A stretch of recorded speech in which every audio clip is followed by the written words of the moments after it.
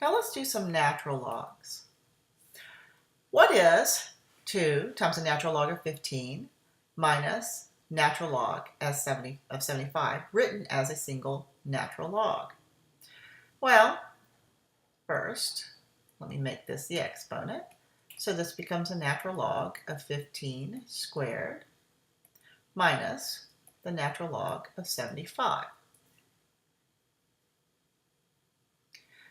Rewriting this is a natural log of, I'm going to use the quotient property here, 15 squared divided by 75. Now there's a reason I haven't simplified this yet. And that's because I want you to think about either taking this to its prime or at least down to its factors. I'm going to rewrite this as a natural log of 15 times 15 divided by, now 75 is 15 times 5. So when I do this, I see the 15s will cancel, and this reduces to 3. So this becomes the natural log of 3. Now what about when you have a natural log in an equation? Well, remember, the natural log is really log base e. So in order to get rid of natural logs, you make this the exponent of e. Okay, now these are going to be some pretty wild numbers. So e to the natural log of x minus 3 squared is equal to e to the 4th. So those are inverses, so they cancel. So x minus 3 squared is equal to e to the 4th. Now let me take the square root of both sides. All right, and what am I going to get? Again, messing up.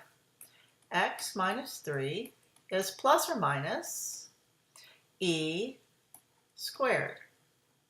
So I'm going to get that x is 3 plus or minus e squared. Well, that's not a very nice number.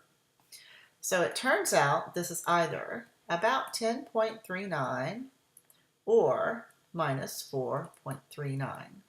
Now you do need to check these. The natural log of, let me do it this way, 3 plus e squared minus 3 squared. We're going to see if this equals 4. Those are going to cancel. So this is a natural log of e to the 4th, which indeed is 4. So that's one answer. Now, see, this one was when x is 3 plus e squared. Now what about when x is 3 minus e squared? We may run into trouble on this one.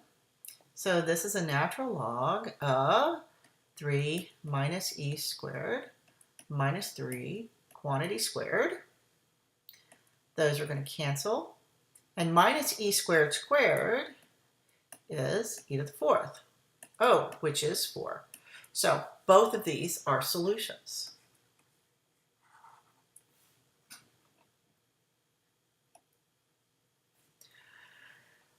Now, what do you do when you have a problem like this? So I've got an e to the 2x in there. Well, the first thing you always want to do is isolate your exponential term. So I'm going to subtract 2 from both sides. So 4e to the 2x is equal to 14. And I'm going to divide through by 4. So e to the 2x is 7/2. I'm going to write this as 3.5 because this is not going to turn out to be a nice number. I can tell you that now. Now, in order to get rid of the exponential, we need to take the natural log of both sides. That's 5. So the natural log of e to the 2x is equal to the natural log of 3.5. So the natural log of e to the 2x becomes just 2x. It's a natural log of 3.5. Let me isolate x, dividing by 2. So x is equal to the natural log of 3.5 all over 2. You need to put this in a calculator to get the answer to be about 0.626. We can check it. Let's put the exact answer in our equation and see if we get 16. 4 times e to the 2 times, what is this, the natural log of 3.5 divided by 2 plus 2. I'm going to see if I get 16 there. So those 2's cancel, so I have 4 times e to the natural log of 3.5. I'm going to keep that plus 2. Those are inverses, so they cancel. 4 times 3.5 plus 2. Now remember, this is the same thing as 7 halves plus 2. So this is 14 plus 2, which is indeed 16. So that is the correct answer.